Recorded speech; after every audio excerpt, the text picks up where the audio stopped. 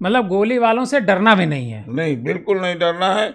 देश की सुरक्षा में, देश के हित में अगर कोई संवाद करता है तो हम उसको आमंत्रित करते हैं, आवे, खुल करके अपनी बात रखे, लेकिन ऐसा उत्साही न हो कि वो गोली चलावे और गोली का भय पैदा करके समाज को बदलने की कोशिश करे।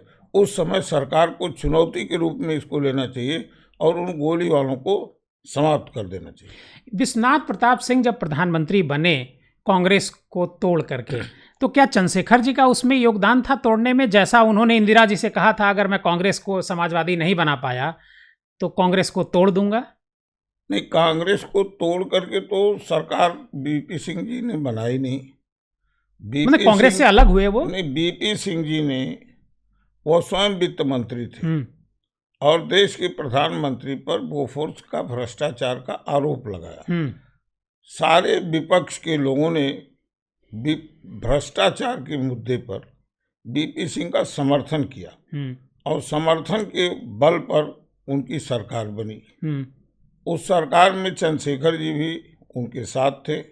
सब लोग, सारे राजनीतिक दल जो कांग्रेस विरोधी थे, सबने मिलकर के बीपी सिंह के नेतृत्व में सरकार बनाई। नहीं, तो बीपी सिंह के नेतृत्व में सरकार बनाई तो चंद्रशेखर जी उस मंत्रिमंडल में भी शामिल नहीं हुए? बीपी सिंह चाहते थे कि चंद्रशेखर जी इस मंत्रिमंडल में शामिल हों। देखिए, ये आपको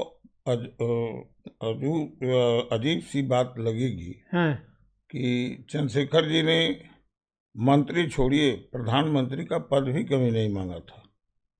नहीं, वो तो उस पर हम आगे बात करेंगे, लेकिन अभी हम मंत्री की बात कर रहे हैं। नहीं, मैं कह रहा हूँ कि वो देश के लिए काम करने के लिए आए थे। हाँ। वो, उनको जब ये समझ में आता था कि इससे हमारे देश का भविष्य खराब होगा, तो उसको बोलते जरूर थे। जैसे आपको अमृतसर की घटना याद होगी। पूरा देश सिखों के खिलाफ था, अकेले चंद्रशेखर जी ने इसको कहा था कि ये दुर्भाग्यपूर्ण घटना है। तो ये साहस चंद्रशेखर जी के पास था और कोई बनावटी नहीं था।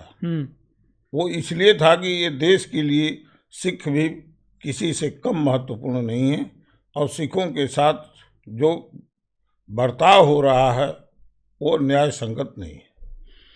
ये जो आप